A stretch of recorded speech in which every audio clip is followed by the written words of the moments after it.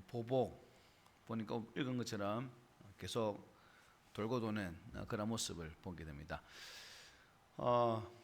감정을 조절할 줄 아는 사람이 생활하다 보면 참 어떤 때는 참 대견스럽다, 또 삶의 모습이 참 성숙해 보인다라는 생각들을 가지게 될 겁니다. 반면에 자기 감정을 다스리지 못하는 사람 보면 참 왜 저렇게 또 없어 보일까라는 생각도 간혹 가지게 되죠. 그래서 9번 잘 하다가도 한 번 잘못해서 일을 망치는 사람들이 우리 주변에 왕왕 있는 것을 보게 됩니다. 대부분 그런 분들은 감정 조절에 실패했다고 볼 수 있죠. 우리가 살피고 있는 삼손도 아마 그 중에 대표적인 사람 중에 한 사람, 또 그와 연결되어 그 장인도 그렇고 또 블레셋 사람들도 그렇고 다 그러한 모습을 가지고 있다 하겠습니다. 우리 지난 시간 삼손이 결혼하는 장면을 봤죠. 결혼하는 장면. 그 과정에서 보여준 그의 행동은 참 사사답지 못한 그런 모습에, 우리는 사사하면 기대할 수 있지만 전혀 기대에 못 미치는 그런 모습을 결혼식 장면을 통해서 또 보게 됩니다. 블레셋 다곤을 섬기는 이방 여인과 결혼하려고 때를 썼던 삼손, 또 포도원을 찾아갔던 그 모습, 또 젊은 사자를 만났음에도 돌이키지 않았고, 또 사자를 죽인 후에 다시 그 시체를 찾아가서 그 시체에 모여있던 자연산 벌꿀을 따먹게 되어지고, 또 부모에게도 드리는 가운데에서 참 나실인으로서의 하지 말아야 할 것 다 골라 했던 또한 삼손의 모습들로 우리가 볼 수 있었습니다. 결혼식 장면에서는 또 불필요한 행동을 하죠. 수수께끼를 내 가지고 수수께끼를 마치면 옷 30벌 뭐 30벌 해서 너희들에게 주겠다라고 이렇게 합니다. 그래서 제가 말씀드리기를 참 수수께끼란 보편적으로 생각하고 또 우리가 이렇게 감을 잡아서 할 수 있는 그런 문제를 내야 되지만, 자기 혼자만 집안 아는 문제를 가지고 수수께끼라고 내가지고 그것도, 그래서 그 문제 속에서 블레셋 사람들이 문제를 못 푸니까 어떻게 했습니까? 자기 아내를 꼬셔서 문제를 풀게 하고, 또 삼손은 아내의 꼬임에 넘어가서 또 그 답을 가르쳐주고, 그 다 가르쳐준 답이 블레셋 사람들의 넘음을 통해서 결국 삼손이 옷을 꼬는, 그죠? 꼬는 거죠. 내기에서 졌으니까 다 물어내는, 그것도 이제 지가 직접 이렇게 여기 있습니다라고 해서 주는 것이 아니라 블레셋 사람들의 삶 자리에 가서 뺏어와갖고 딱 주워버리는 그런 모습들. 그래서 이 장면에 화가 나서 삼손이 어떻게 합니까? 열받아 그냥 집으로 돌아가 버리죠. 집으로 확 돌아갑니다. 그래서 또 이 삼손이 열받아 집에 가니까 그 화난 뜻, 아마 장인이 삼손의 그 화난 모습을 보았겠죠. 아, 저 인간 보니까 돌아오기 힘들 것 같아. 그런 느낌 받았죠. 그래서 덜러리를 썼던 친구들 중에 한 사람을 골라서 그냥 삼손이 아내가 되었던 자를 그냥 줘버리는, 막장 드라마 중에서 우리 한국 아침 드라마 막장 드라마가 거의 비스무리한 그러한 모습이 지난주에 살폈던 그러한 내용입니다. 결국 사사로서 또 나시인으로서 감당하지 못했던, 또 가지 말아야 되어진 그러한 규례들을 어겼던 그 모습 속에서 삼손이 그야말로 철저하게 망신만 당했던 그런 모습을 볼 수 있었던 장면들이죠. 이렇게 되었다면 우리가 정황을 살펴서 삼손은 이게 하나님 뜻이 아닌가? 왜 이렇게 일이 꼬이고 이렇게 자꾸 이렇게 시타레처럼 꼬여만 가는 것일까? 돌이키면서 삶을 재점검하고 돌아보는 그런 모습이 있어야 되는데 전혀 그렇지를 못했다는 겁니다. 그래서 아마 삼손은 그 여자에게 어떻게 되었죠? 뿅 간 상태죠. 그잖아요. 그 여자가 내게 좋게 보였다고 말했으니까. 그래서 이제 화가 나서 이제 집에 왔긴 왔는데, 집에 와서 이제 생각하니까 이제 보고 싶거든. 아이고 잘생겼던 나의 아내 지금 어떻게 지낼까 해서 다시금 이제 장인 집으로 돌아갑니다. 그리고 화해의 표시로 뭐예요? 염소 새끼 한 마리를 가지고 간다라고 오늘 보면 1절 2절에서 말씀해 줍니다. 얼마 후에 밀거둘 때에 삼손이 염소 새끼를 가지고 그의 아내에게로 찾아가서 이르되 내가 방에 들어가 내 아내를 보고자 하노라 하니 장인이 들어오지 못하게 하고 이르되 내가 그를 심히 미워하는 줄 알고 그를 내 친구에게 주었노라. 그의 동생이 그보다 더 아름답지 아니하냐 청하노니 너는 그를 대신하여 동생을 아내로 맞이하라. 돌아온 삼손도 그렇고 또한 장인의 이 대답도 그렇고 아마 두 사람은 이 문제 앞에 아마 상당하게 또 황당했을 것 같아요. 이게 무슨 현상이냐고. 참 이런 당황스러운 현상 앞에 장인은 또 둘러댑니다. 딸이 아마 여러 명 있었나 보죠. 그 밑에 동생이 더 예쁘지 않냐. 당신은 뭐 여자 같은 경우는 뭐 한 가정의 재산 정도로, 아버지는 마음껏. 요즘도 중동 가면 그런 부분 있잖아요. 그런 모습들을 지금 보여주고 있습니다. 그래서 삼손 열받지 말고 화내지 말고 이미 뭐 엎질러지면 어떻게 하겠어. 당신 와이프 동생이 더 아름답고 예쁘니까 그를 아내로 맞이하면 어떻겠냐라고 지금 말하고 있는 부분입니다. 참 자신의 아내를 다른 사람이 주었다는 이 말에 삼손은 충격을 받습니다. 그리고 또 감정 조절이 실패해서 화가 또 머리끝까지 확 치오릅니다. 3절 5절 한번 보십시오.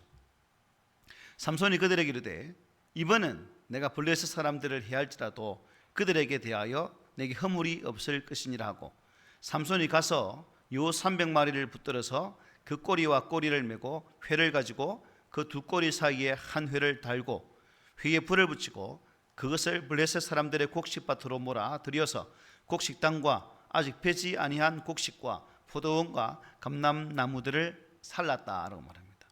이번엔 이게 핵심이죠. 이번에는 지난번에는 어떻게 해요? 수수께끼 내기에서 삼손이 블레셋의 다른 도성을 가가지고 아스글론에 가서 사람을 잡아 죽여서 이제 줬잖아요.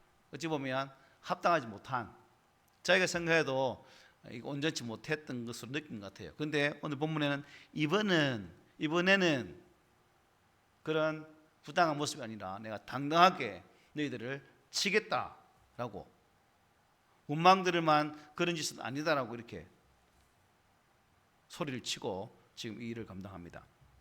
그리고 이제 보복에 나서게 되는 거죠. 어떻게 보복을 할까?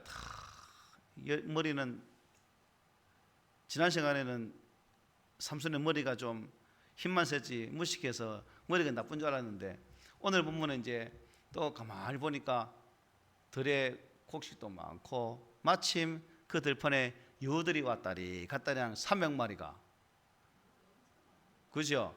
여우도 엄청 많아요. 그래서 마침 그때였다. 이때는 머리도 잘 돌아가네. 힘만 세서 무식한 줄 알았더만. 그래서 여우를 잡아서 꼬리를 묶어서 두 마리당 한 마리 사이에 회를 붙여서 그 꼬리에다가 불을 붙여가지고 그냥 밀밭 사이로 감람나무 사이로 막 보내버리니까 이게 조금 있으면 수확하고 또 수확하려고 거둬놓았던 모든 곡식들이 어떻게 해요? 다 불타서 그야말로 온통 그 동네가 그야말로 잿더미가 된, 딥나라는 그 동네가 온통 불이 나가지고 먹을 게 하나도 없어버리는 그런 상황이 되고 말한 거예요. 한순간에 추수할 곡창지대를 그야말로 완전히 잿더미로 만들었다는 겁니다. 졸지에 그 상황을 보았던 블레셋 사람들 어떻겠습니까? 이게 또 무슨 일인가? 그 자초지종을 또 알아봅니다. 화가 난 블레셋 사람들이 또 이제 나쁜 행동을 하게 되죠. 6절 한번 보십시오. 블레셋 사람들이 이르되 누가 이 일을 행하였느냐 하니 사람들이 대답하되 딥나 사람의 사위 삼손이니 장인이 삼손의 아내를 빼앗아 그의 친구에게 준 까닭이라 하였더라. 블레셋 사람들이 올라가서 그 여인과 그의 아버지를 불살랐다. 화에게 채운 거죠. 독종인데 그죠? 자기 민족이잖아요. 그런데 삼손과 연관되어서 먹어야 할 곡식들이 다 없어져 버린 그 상황 속에서 그야말로 막 장인도 죽여버리는, 그 여인도 불태워 죽여버리는 이런 일이 벌어집니다. 그러자 또 이 소설들은 누가 일어봤습니까? 열에 열이 계속 차고 오면 라면을 끓여도 열 수게 끓이겠어요. 7절 한번 보십시오. 8절.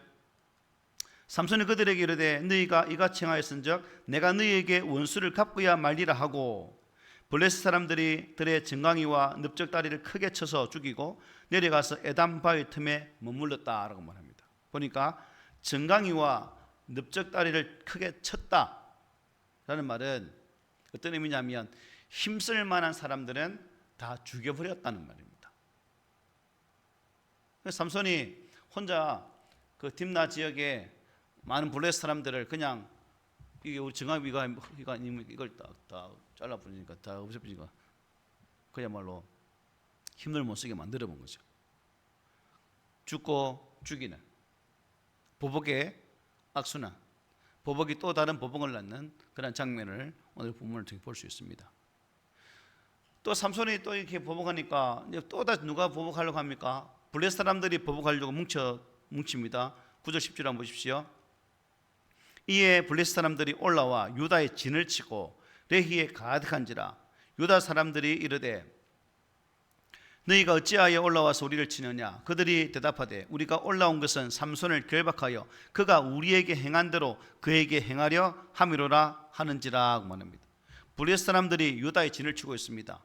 깜짝 놀란 유다 사람들이 너희가 어찌해서 우리를 치러 올라왔어? 라고 묻게 되죠. 그때 블레셋 사람들이 삼손을 결박하여 그가 우리에게 행한 대로 그에게 행하려 할 것이다 라고 말을 합니다. 그러자 유다 사람들의 반응이 어떨까요? 11절에 보면 사람들 엄청 많이 모입니다. 유다 사람 3,000명이 에담바위 틈에 내려가서 삼손에게 이르되 너는 블레셋 사람이 우리를 다스리는 줄을 알지 못하느냐? 네가 어찌하여 우리에게 이같이 행하였느냐 하니 삼손이 그들에게 이르되 그들이 내게 행한 대로 나도 그들에게 행하였노라 하니라. 무려 3,000명이 모였습니다.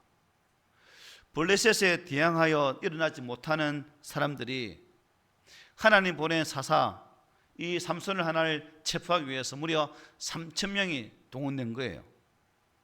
그들이 하는 말이 11절은 가관이죠. 삼손에게 이르되 너는 블레셋 사람이 우리를 다스리는 줄을 알지 못하느냐? 야, 저 사람이 우리를 다스리고 있잖아. 네가 그렇게 행동하면 되니? 안 된다 이 말이죠. 어찌해서 네가 그런 행동을 했냐는 겁니다. 결국 네 한 사람의 행동으로 말미암아 우리가 어떻게 해요? 부당한 이익을 당하고 잘못하면 다 죽게 되었는데 왜 그렇게 했니? 라는 거예요. 여러분, 유다 지파는 이스라엘의 12지파 중에서 비교적 큰 지파입니다. 단 지파는 삼손의 지파는 지파 12 중에 제일 작은 지파예요. 이 장면 속에서 하나님께서 왜 유다 지파의 사람을 쓰지 않고 단 지파의 사람 삼손을 들어서 쓰시셨는가를 이 내용을 통해 단박에 알 수가 있습니다. 지금 유다 사람들 말을 보십시오. 삼손이 이르되 너는 블레셋 사람이 우리를 다스리는 줄을 알지 못하느냐? 야, 우리를 지배하는데 네가 그렇게 행동하면 되냐? 라는 겁니다. 완전히 뭐예요? 우리는 그의 구속된 자들이기 때문에 잘못 보이면 큰일 난다는 거죠. 큰일 난다는 거죠. 참 하나님께서 우리 살아가는 삶의 현장도 마찬가지입니다. 저런 사람이 어떻게 하나님의 쓰임 받지? 라고도 볼 수 있는데 하나님 입장에서는 저런 사람들 세워서라도 일을 하게 한다는 거죠. 유다 지파 정말 가장 크고 가장 힘 있는 그 지파 속에서 하나님의 사람으로 쓰임 받지 못하고 단 지파가 쓰임 받는 이 모습. 그야말로 유다 지파는 옛날 애굽에서 출애굽했을 때에 이스라엘 백성들의 모습 보였던 모습, 노예 근성이 몸에 덕지덕지 붙어 있는 그런 상황입니다. 이스라엘 백성들이 출애굽했을 때에 광야에서 고생하니까 모세한테 뭐라고 말합니까? 죽을 데가 없으니 데리고 오냐고. 애굽에는 우리가 머물 곳에 데리고 왔냐고. 다시 가자고 막 때를 쓰지 않습니까? 그 모습하고 똑같아요. 여러분, 이게 3,000명이 모였다면 나중에 뒤에 15절에 보면 삼손이 나귀의 특별을 가지고 블레셋 사람들 쳐 죽이는, 몇명 쳐 죽이면 1,000명을 쳐 죽여요. 그러면 3,000명을 가지고 그들과 대항해 싸우면 블레셋의 압제에서부터 더 빨리 벗어나지 않겠습니까? 그런데 그렇지 못했다는 거죠. 그냥 그 집 안에서 영부영 살아가면서 시간만 지나면 뭐 대충 살겠지라는 그런 모습으로 유다 지파가 가지고 있다는 거죠. 너는 블레셋 사람이 우리를 다스린 줄을 알지 못하느냐? 이걸 공략을 말할 수 있다는 것은 그 당시 유다 사람들이 얼마나 영적으로 타락하고 또한 침체해 있었는지를 잘 보여주는 말씀이라는 거예요.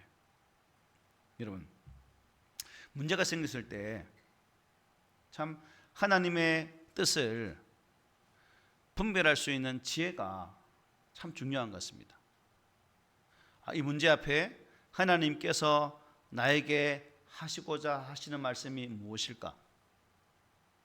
어찌 보면 위기는 또 그 위기를 극복할 수 있는 한 번의 기회가 될 수 있다는 거죠. 위기는 우리 인생의 전환점을 가져올 수 있는 기회가 될 수 있다는 겁니다. 앞서 우리가 지난 6장에서 기도원의 모습 봤잖아요. 그죠? 기도원, 사사 기도원. 하나님께서 기도원을 부르실 때에 이렇게 말씀했습니다. 6장 25절에 보면 그날 밤에 여호와께서 기도원에게 이르시되 네 아버지에게 있는 수소 곧 7년 된 둘째 수소를 끌어오고 내 아버지에게 있는 바알의 제단을 헐며 그 곁에 아세라상을 찍고 또 이 산성 꼭대기에 내 하나님 여호와를 위하여 규례대로 한 제단을 쌓고 그 둘째 수소를 잡아 내가 찍은 아세라 나무로 번제를 드릴지니라 라고 말씀한 것입니다. 먼저 보니까 하나님께서 기도원에게 네 아버지 집에 있는 뭘요? 바알의 제단을 헐고 또 그 곁에 있는 아세라 상을 찍어버리고 내 집에 있는 둘째 수소를 잡아서 산에 올라가서 번제를 드려라 라고 말합니다. 그죠? 그때 기도원은 어떻게 합니까?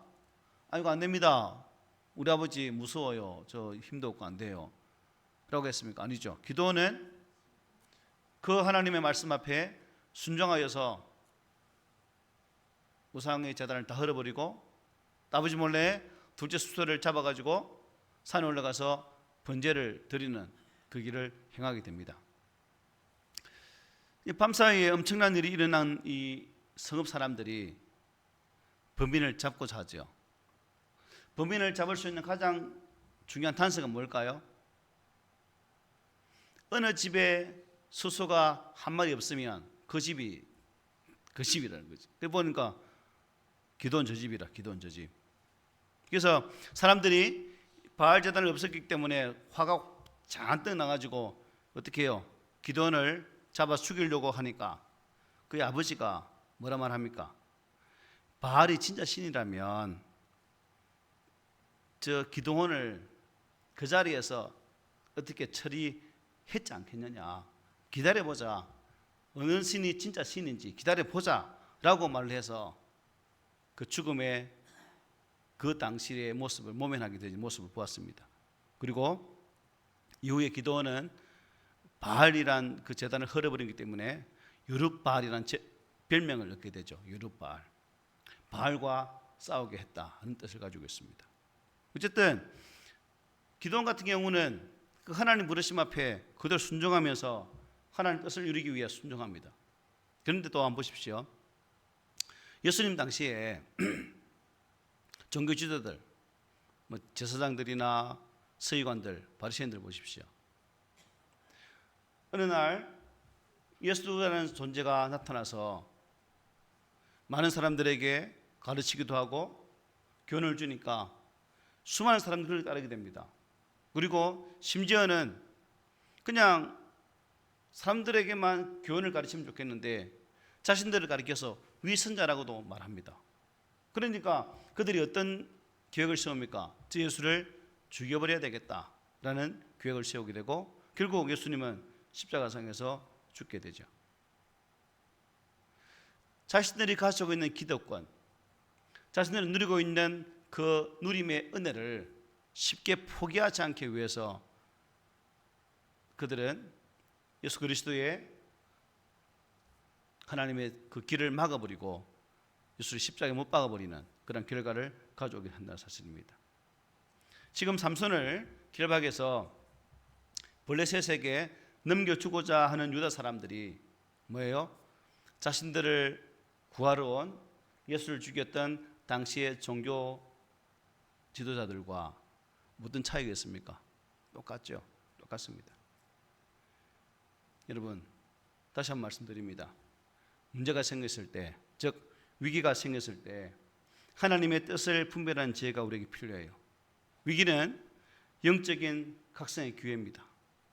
우리가 다시금 준비하고 재정립해서 하나님과의 관계를 정립할 수 있는 기회가 우리 인생의 위기라는 겁니다. 이 위기는 우리를 아프게 하는 것이 아니라 이 위기를 통해서 우리를 더욱 하나님은 단단하게 만들어가는 사실을 깨닫게 되죠.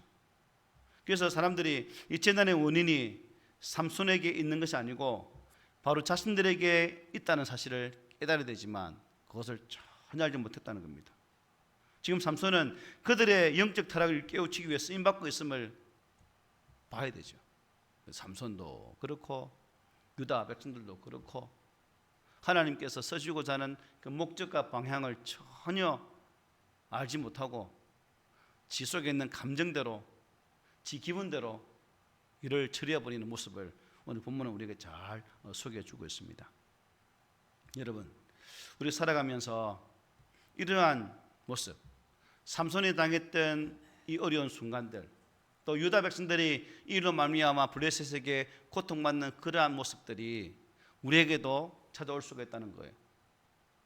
즉 나의 주변 사람들로 말미암아 내 삶 속에 심각한 영적인 위기도 올 수 있는 것이고 삶의 자리에 위기가 찾아올 수 있다는 겁니다. 그러한 때에 우리는 이스라엘 백성들처럼 또 삼손처럼 니 탓 내 탓 하면서 싸우고 또 싸우고 보복이 보복을 낳는 그런 모습으로 서가면 어떻게 예수님이 주신 그 구원 은혜를 완성할 수 있고 우리 안에 진정한 그 사랑 회복이 있을 수 있겠습니까? 불가능한 거죠. 그러므로 그러한 때에 우리 자신을 돌아보고 그러한 때에 나 자신을 잘 살피어서 이 위기의 때에 하나님께서 내게 말씀하시는 것이 무엇인지를 바라볼 수 있는 그러한 모습이 우리에게 있어야 된다는 사실입니다. 자, 유다 백성들이 몇 명 모였습니까? 3,000명 모여서 이제 삼손을 잡으러 왔습니다. 그때 삼손은 어떻게 반응합니까? 오늘 보면 12절 한번 보십시오. 그들이 삼손에게 이르되 우리가 너를 길박하여 블레셋 사람의 손에 넘겨주려고 내려왔노라니 삼손이 그들에게 이르되 너희가 나를 치지 아니하겠다고 내게 맹세하라 하며 그들이 삼손에게 말하여 이르되 아니라 우리가 다만 너를 단단히 결박하여 그들의 손에 넘겨줄 뿐이요 우리가 결단코 너를 죽이지 아니하리라 하고 새 밧줄 둘로 결박하고 바위 틈에서 그를 끌어내니라 말합니다. 유다 지파가 자신을 잡으러 왔을 때에 삼손이 대단히 중요한 선택을 합니다. 자기 동족과 맞서 싸울 것인가 아니면 순수하게 순전히 잡혀갈 것인가. 잡히면 틀림없이 블레셋 사람들에게 죽을 것이고 싸우자니 어떻게 해요? 하나님의 백성이자 자신의 동족과 맞서 싸워야 됩니다. 동족 상간의 비극이 벌어지는 거죠. 이때 삼손은 어떤 선택을 합니까? 순순히 잡혀야겠다라는 결정을 하게 됩니다. 마치 한 마리 순한 양처럼 그냥 밧줄에 묶여서 끌려 나옵니다. 우리 예수님께서 선택하신 모습과 동일하죠. 예수님 잡히는 그 모습들 한번 기억해 보십시오. 삼손이 힘이 부족해서 3,000명에게 잡힙니까? 힘이 부족해서 새 밧줄에 묶여갑니까? 아니죠. 여기에는 또 다른 하나님의 방법이 있다는 겁니다. 우리 하나님은 이러한 지난 시간에 말씀드렸지만 삼손의 연약함 가운데서 일했잖아요. 오늘은 마찬가지거든요. 자신의 손으로 동족을 칠 수 없다는 것 분명한 선택이었고 또 이것을 통해서 하나님께서 그와 함께 하심으로 이후의 일들을 열어가실 그 일들을 기대하게 만든다는 겁니다. 지난 시간에 삼손이 그 일을 할 때 하나님의 무엇이요? 하나님이 영이 그 임했다라고 했죠. 바로 그러한 모습. 삼손은 자신이 이 땅에 보내진 목적을 분명히 알았다는 겁니다.